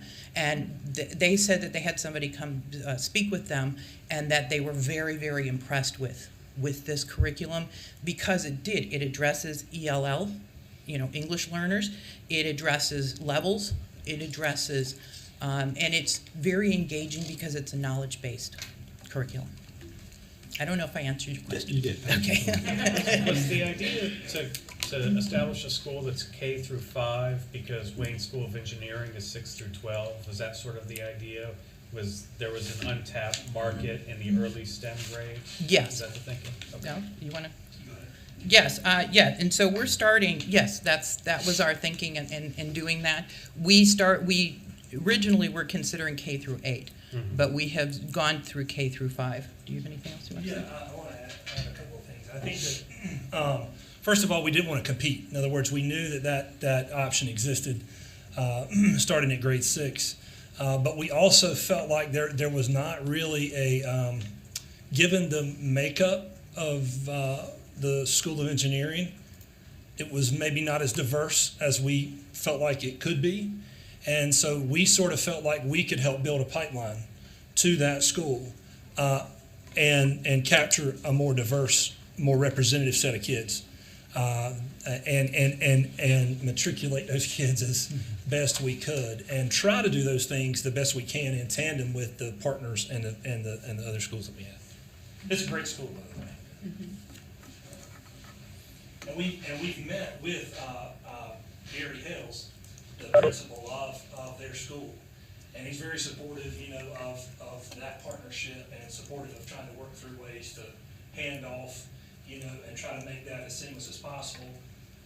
Also, there's been discussion around STEM fair, sort of integration, and then, I think we've set out some standards to try to grade ourselves based on STEM fair participation, where you may have extracurricular opportunity for kids, and really try to creatively engage the kids through the learning that they're doing, and find a way to reward that, that learning. And then I think there's some ways to do that with some of our partner schools in the area. So, Karina, are you the only educator on the board? Yes, at this point I am. It's great to look at other schools that are having success in the areas that Yes. you want to implement. So. Yeah, that was the thing that really turned me around, because we did go to other curriculum vendors, and we did interview them, but the one that I really liked was TMSA, because they were willing to speak with us. They gave the presentation, but they also were willing to speak to me one-on-one to explain, how they were doing things and what they would offer us, what supports they're going to be offering us. Plus, they were in the state. Yes. Compared to some of the other vendors that were out of the state. And so we felt some responsibility to, get as close to home as we could, making sure that it was representative of the kids closest to us. I mean, Chicago's great, but might not be as relevant. So. Is Tom McCarthy not on the board, no longer on the board? He's an advisory member. Okay, so he's a licensed educator. I don't know if he's not practicing. Yeah. Okay. Other questions from CSAP members? You talked about third-party vendors. So who are you leasing your computers and software from? Have you selected a third-party vendor for that? Yeah, that will come with the facilities. Yeah, so Legacy will handle all of that in the startup. That'll be captured in the startup, and so it'll be, as we understand it, sort of as far as the facilities are concerned, we should not have any other concerns. That it's a turnkey operation on the facility side to make sure that we get, and we will own the FFE, if you will, the part that is not the building structure itself. We will own that much sooner. In other words, it would be like a lease to own, whereas we're sort of withholding the option where we don't want to commit long term yet to owning a building until we feel a little bit more comfortable. So it would be like a separate loan to pay for that stuff. Yeah, probably. We would probably handle it in a separate contract. We would probably pay one price. This is as the discussions have gone up now. She's more versed in this than I am, but as I understand it, as the board chair, we would pay one price, keep it easy. We have to worry about very little, but there would be separate contracts according to some of the things that would be more short term in nature, so that if the ownership passed or there was anything different than the facility itself, we would receive. The facility, without a doubt, is ready to go. I mean, I'm sorry? the facility are there any issues about it not being ready by the time you're? No, as a matter of fact, we've already scouted 2 potential locations to build that facility and have that ready once we get approved and get that going. We feel comfortable that it will happen, confident that it will happen, but it's not certain. I'm sorry. That's right. So in the budget, you don't have in the first year anyone whose position is instructional or information technology. Can you maybe explain that? Because that to me would seem like you're a STEM school. You're going to have all of these devices to manage. Someone who's going to coordinate all of this with the teachers. Who's going to do that job as of an IT person for that first year? And it's only a half position in the second year. So again, with the partnerships that we have with TMSA and the curriculum pieces, and Carl can probably speak more to that, that IT support will be part of that with the curriculum. And then if we see that we do need that need, then again, we have that fund balance available and additional revenue sources to where we could fund that position and bring that in. Say that again, the IT is included with which curriculum? Did I speak on that one yet? It's included with the TMSA, the TMSA contract that we would be working with. So those programs, like bridges and those type of computer technology and getting those things uploaded and making sure that things are in place would be through TMSA. So boots on the ground, they can provide you if you need help. Yes. They will also be providing, especially for the first year, most of the PD, most of our professional development to get our teachers, because you're going to be hiring teachers. Teachers don't necessarily know all these, especially we're probably going to be getting some younger teachers. So they have a very well developed professional development that will be year round. That will start at the beginning of the year, but they will also come in for other PDs. I think we're out of time. Are we at, no, 2 minutes. Go ahead. So I understand what you're saying as far as maybe software support from them. But IT on the other side of the house, like your network and break and fix and servers and your devices that kid's gonna pour Pepsi in, or whatever. Yeah, I spilled some milk on my. That happens in my office about every 2 weeks. Yeah, but there's a lot of that. Yeah, no, I think we would treat that the way any organization would. That until we can get to a place where we can afford it full time or a more full time and regular way, we would work with local, companies on the ground. There are several great local IT companies that do tech support for the city, for the county, for various businesses that we have a relationship with. I think we would be, as far as what I know to be typical IT needs that are not instructional related, that are more technical related, I think we would sort of rely on a relationship like that. And if it's not been accommodated in the budget, then it was an oversight that we feel like we can easily correct. We think that's an affordable approach temporarily, and I think over time, we will evolve to where we have someone more actively on the ground. Because it's gonna happen. It is going to happen. You're right. One more question. What role does Education Development Network play? Education Development Network. Who are they? Somebody help me. I think it's an instructional Is curriculum. that TMSA? Is that what TMSA calls that- themselves? Go ahead. I think it's the TMSA. Okay. Yeah, so as I understand TMSA, there's a network of schools in the Math and Science Academy, and they sort of help equip administrators, they help equip teachers, and they've done that so effectively and so well that we feel like especially early on, it would be wise for us to take advantage of their network so that we're working with experts kind of in the field, Understood. You had a question about marketing, did you? Yeah. I think Or is just- time up? I'm okay. So we got about a minute left. Assure us that the demand is there. Yes, so not only, as Scott mentioned earlier, a few of us locals who really believe in the need of this school have joined on and through support behind the efforts to start this STEM-based charter in Wayne County. We've also received 9 different letters of support from community stakeholders and leaders. To include, I want to make note that some of them that have written letters actually have families and children that are in our demographic of reach. We have received 130 survey responses.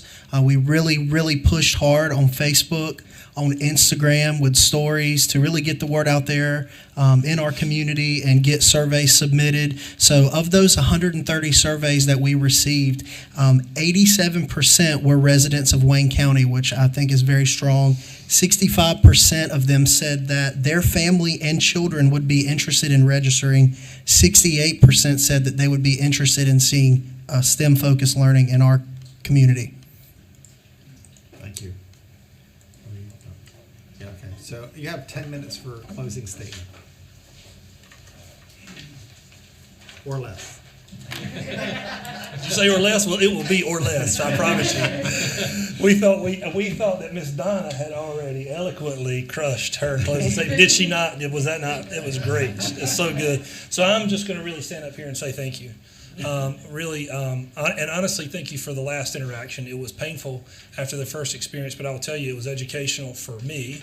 And it really forced us to really dig down a little bit more in some areas that we didn't even know we didn't need to be digging down into. And so I think it's made us better and stronger. And we're looking forward to serving the families of Wayne County and the families that will move to Wayne County as a result.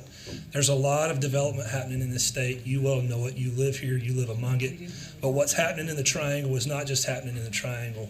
I was telling somebody the other day, the governor is pardon the term, but carpet bombing the state with economic development announcements. I mean, they are just crushing it. And I'm excited about that, and it represents opportunity, but it also represents a challenge that we really have to meet. So in eastern North Carolina, where we are rural and where it is tougher, and you guys know this, I'm not telling you something you don't know, we really have to work hard to make sure that one way or another, we offer, better options for our families. And so really, thank you guys so much for the chance to be here before you and for our board members to be able to be here. And we look forward to working with you in the future. Thank you so much. Thank you for coming out in person today as well.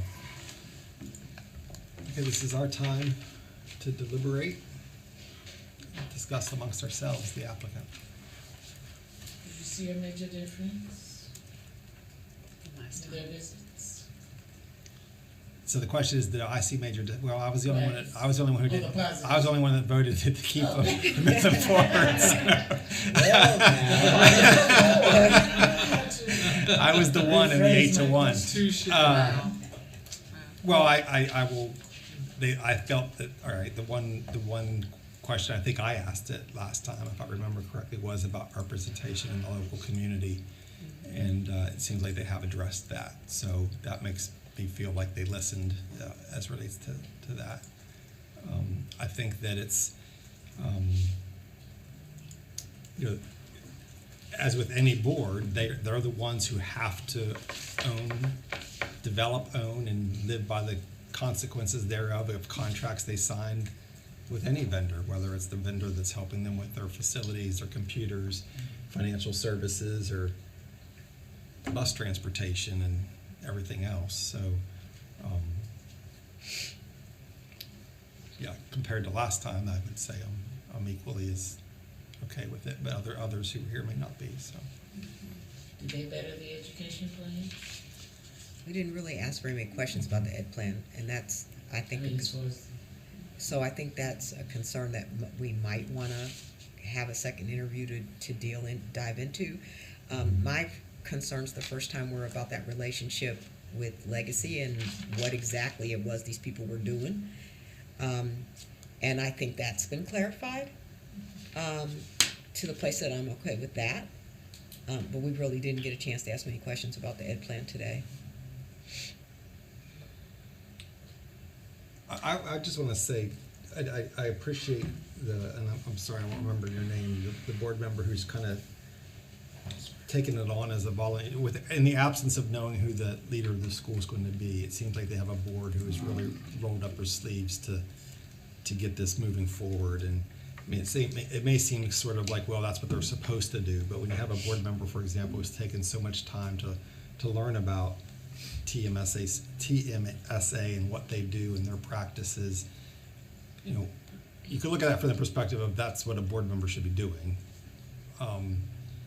I guess I want to acknowledge that, as we've interviewed a lot of boards that have not been that proactive, and so I think it's, to me, that's a sign of board members who really are taking ownership of this school, and that's just one example. But I wouldn't disagree with Ms. Turner that I think there could be,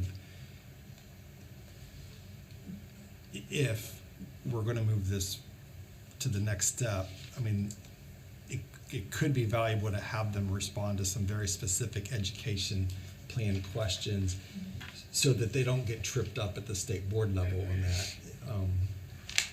But I'm not opposed to that, but I checked most of my boxes today. They have many letters of support. I think someone threw out the number 9, very strong letters. They have 70 names they've collected, which is a start, indicating strong interest. They have a weighted lottery. They've discussed how they will be unique with an elective for the STEM, which with K3, K5, that's appropriate. Introduction into STEM concepts. They've managed the funding through leasing some of the technology components and software. They have a lunch contract. We didn't go into that either, but they do. They have that contract with wages, if that's still on.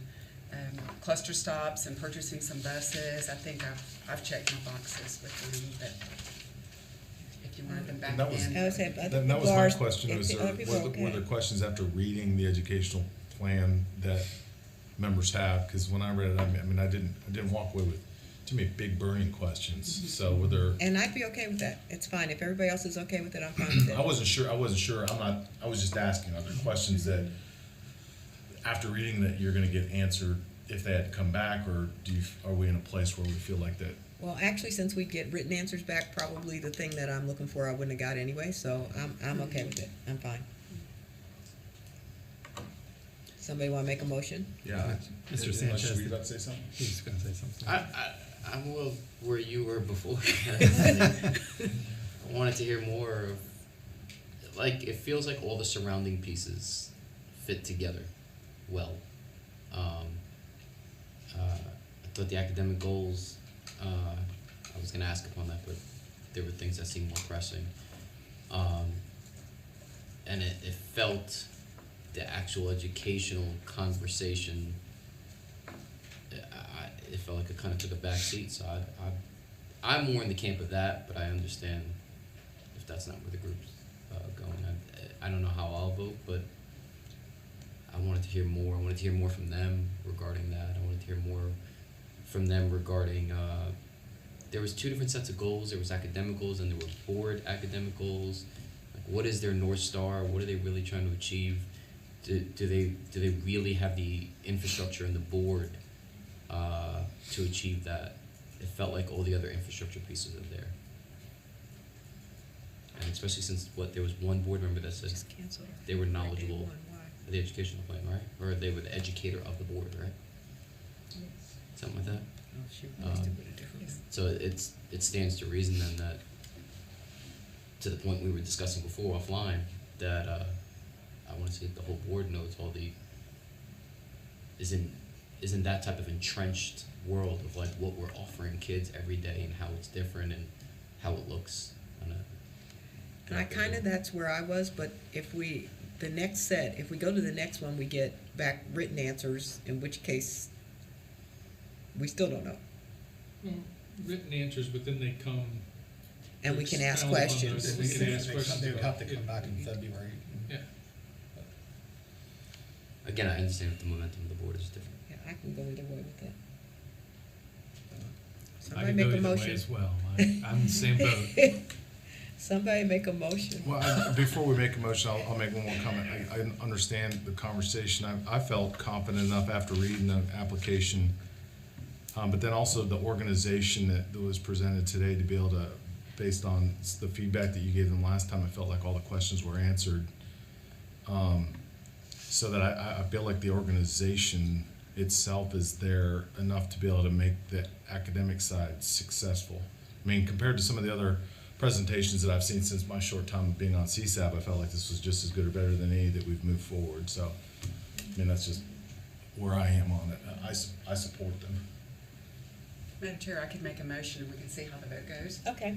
So I'd like to move that we move Wayne STEM Academy forward to ready to open status. I'll second it. It's been properly moved and seconded. Any discussion?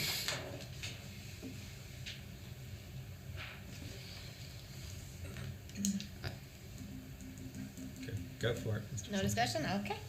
Terry Stoops, Aye. John Eldridge, Aye. Bruce Friend, Aye. Rita Hare, Aye. Lynn Kroger, Aye. Hilda Parlay, Approves. Shelley Bullard, I think she's gone, Cheryl Turner, Aye. Todd Godby, Aye. Eric Sanchez. Aye. Okay, you guys are moving on to recommendation to the state board in March, and our office will keep you posted on how that goes. Congratulations. Congratulations. Congratulations. Yes. Good work. Well, please. I'll make a motion that we end our meeting today and for this, well, it's not for We this have a month. report from. I thought, Academy's in Sailor. Oh, I'm sorry. We have Mr. Child. Director's update. Oh, we haven't done the director's update. Yes. It's Yes. not that we don't care what you have to say, Dave, but Let's say it fast. What time is your train? I hope I get it done in time. It will be quick as always. State Board of Ed approved the accelerated applications for Movement, Revitalize, and Oak Hill, and your recommendation not to move Elaine Reddick forward. They approved Phoenix's Academy's request to partner with NHA, and they approved Aspire's high school request for second year. in the weighted lotteries for Next Generation and Franklin Academy. And as we have discussed earlier, they're asking CSAB to make a recommendation on the torchlight situation, and that'll be discussed at your special call meeting later this month. They did discuss enrollment expansion for Cardinal Charter, Wendell Falls, Kip Durham, and Telra. Pretty long discussion on most of those, so got some work to do to get them some more information. As far as OCS updates, the Charter School Teacher of the Year was announced this past month. It's Keegan Stores from Roxborough Community School. That is the third Charter School Teacher of the Year that's come from Roxborough. That's pretty impressive. The Charter School Principal of the Year is Maria Mills from Carolina Charter Academy, and that is, for the first year, it's part of the, I think it's the Wells Fargo State Principal of the Year, so they'll, Okay, you said it's Carolina Charter? yeah, Maria Mills from Carolina Where's Charter Carolina Academy. Charter? That's in Fuquay. It's a new school that Mr. Stoops was very instrumental in starting. We are now in the process of conducting the State Employees Credit Union Scholarship for all high school seniors in the charter school community. This scholarship offers 3 $10,000 scholarships for charter school students. So we have been putting this in our newsletter every week, and we really encourage our charter leaders to make sure that their guidance counselors know about this. Always happens when this closes, we'll get calls from parents, teachers, and guidance counselors saying they don't know anything about it. So if you have a high school, please make sure you're communicating that. The NC Access Fellows Institute has another session this month, as does our final Ready to Open Planning Year session will be this month. We've been pretty busy attending ribbon cuttings at Thomas Jefferson Classical Academy and Lincoln Charter, and we've been moving some dirt at groundbreaking ceremonies at TMSA and Apex and Cardinal Charter in Wendell Falls. We're having a little reorganization in our office. Claire Porter will begin leading the renewal workflow starting this month, and she'll also continue to lead the Ready to Open. Dr. Cooper will be leading the stakeholder support workflow, and we plan to expand that to provide even greater services to our schools. And we are in the discussions process of reorganizing our risk assessment monitoring workflow. We've got some good ideas that we want to talk internally and then run by Dr. Stegall to see how we can do a better job monitoring our charter schools in the state. And I just want to close with thanking CSAB. I know that when you guys signed up for this job, you probably didn't think it was going to be this many meetings, but what you've had to deal with and how professionally and you've dealt with these, it's really very appreciative. It's I know it's a lot of work, and you've had some very difficult issues to tackle, and you've done it really professionally and first class. And every couple of months, I always like to thank our OCS team for the great job they're doing. I know that if you saw, you got a ton of emails from Ashley over the weekend. You got emails from Claire, you got emails from Melanie, from Coop. I know when I was at a school leader, we used to talk about charter school hours are a lot different than traditional public school hours. Well, since I've been at OCS hours are a lot different than most organizations. We just couldn't operate without the first class professional staff that we have. And, Amen. Very much appreciated. So. Amen.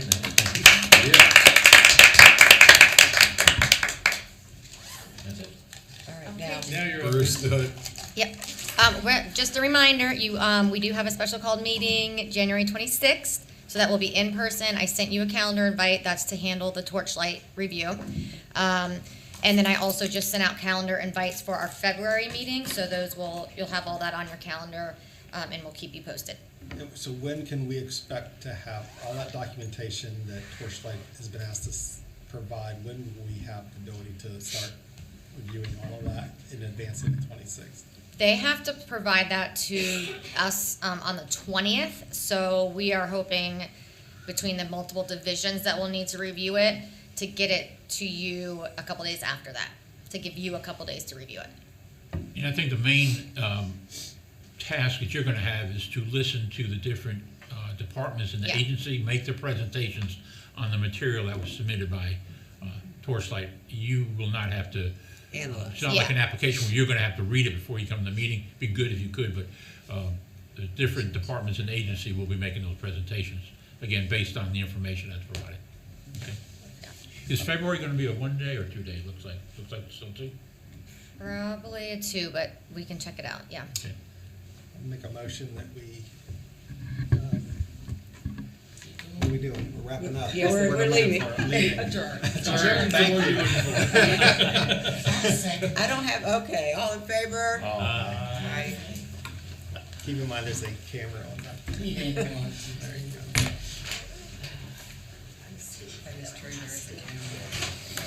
All right, we are done for today.